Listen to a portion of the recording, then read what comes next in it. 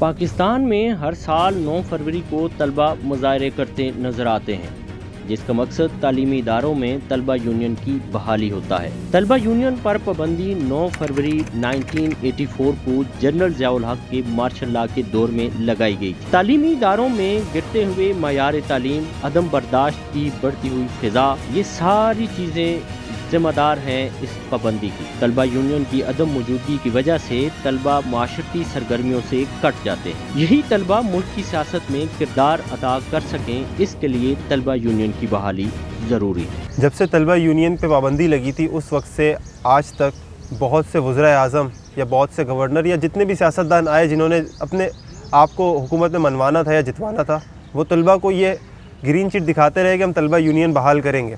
और बहुत से दौर में तलबा यूनियन बहाल होती भी रही, एक्ट्स आते रहे, लेजिस्लेशन होती रही, लेकिन कभी भी इम्प्लीमेंट नहीं हुआ।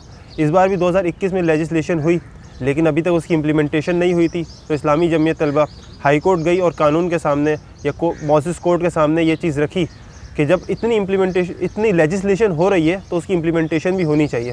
तो इस्लामी जमीयत तलबा ने मौसिस चीफ जस्टिस के सामने कॉन्स्टिट्यूशनल पटिशन दायर की है और उसके अंदर सिर्फ़ और सिर्फ उनसे ये बात कही है या उनसे ये बात गुजारिश की है कि खुदारा इलेक्शन करवाया जाए और तलबा यूनियन जो बहाल है उसका तलबा को हक दिया जाए, ताकि तलबा यूनिवर्सिटी के सिंडिकेट के अंदर आके अपनी बात करें, अपनी फ़ीसें कम करवाएं, अपने पॉइंट्स में इजाफा करवाएं। यूनिवर्सिटी में तलबा को जो मुश्किलात पेश आती हैं, तलबा वो मुश्किलात को कम करें, हरेसमेंट कमेटी में शामिल हों।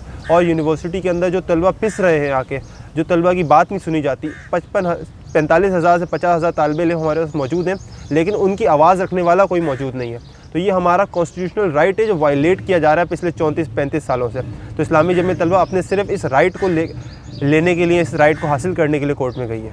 यूँ तो तालीमी इदारों में तलबा यूनियन पर पाबंदी 1984 में लगाई गई थी, मगर बेनज़ीर भुट्टो के पहले दौरे हुकूमत में 1989 में ये पाबंदी ख़त्म कर दी गई थी।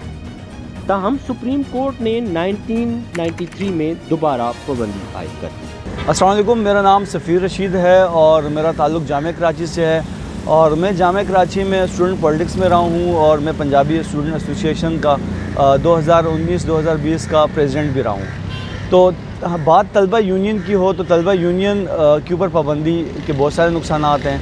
नुकसानात में अहम जो मसला ये है कि वो तलबा यूनियन से लीडरशिप की क्वालिटीज़, जो लीडरशिप निकलती है वो नहीं है। तो सिंध गवर्नमेंट ने तलबा यूनियन के ऊपर पाबंदी की तो बहुत एक हिस्ट्री है, एक तारीख़ है। 84 के दौरान तलबा यूनियन पर पाबंदी लगी है, लेकिन उसके बाद मुख्तलिफ मराहिल गुजरते रहे, तलबा यूनियन के ऊपर पाबंदी भी हटी। लेकिन अभी मौजूदा दौर में के अंदर तलबा यूनियन के ऊपर पाबंदी के नुकसानात की वजह से मुल्क के अंदर लीडरशिप क्वालिटीज़ नहीं है। तो अब जो महन सिंध गवर्नमेंट के ऊपर हम बात करें, सिंध गवर्नमेंट ने बहुत अच्छा इनिशिएटिव लिया। सिंध गवर्नमेंट ने तलबा यूनियन के ऊपर पाबंदी भी हटाई, लेकिन उसको आगे जो यूनिवर्सिटीज़ हैं, जो कॉलेजेस हैं, उसको आगे चला नहीं सकी। अभी भी सिंध गवर्नमेंट जो है वो अगर इसके ऊपर काम करे, सिंध गवर्नमेंट यूनिवर्सिटीज़ और कॉलेजेस से मिलकर और ये तमाम चीज़ों को हल करे तो तलबा यूनियन के ऊपर पाबंदी हटाकर और मुल्क के बेहतरीन मुस्तकबिल के लिए और अच्छे लीडर को हम पैदा कर सकते हैं तलबा यूनियन के ज़रिए। दूसरी जानब सिंध हुकूमत ने सूबाई कमीना में दिसंबर 2019 में तलबा यूनियन से पाबंदी हटाने की मंजूरी दी थी। इस मंजूरी के बावजूद हुकूमत सिंध तालीमी इदारों में तलबा यूनियन को बहाल कर सकी, न ही उनकी सरगर्मियों को कानूनी सांचे में डालने की कोशिश कर सकी। अगर आप 18 ईयर्स को ज़्यादा तो आपके पास एक राइट है कि आप वोट कर सकते, लेकिन ये पाकिस्तान का बिल्कुल अजीब ही कानून है कि आप अपना स्टूडेंट यूनियंस मतलब बैन लगी हुई है, उनके पास एक राइट ही नहीं है कि वो कोई पॉलिटिकल एक्टिविटी में हिस्सा ले सके या अपना कोई लीडर सेलेक्ट कर सके।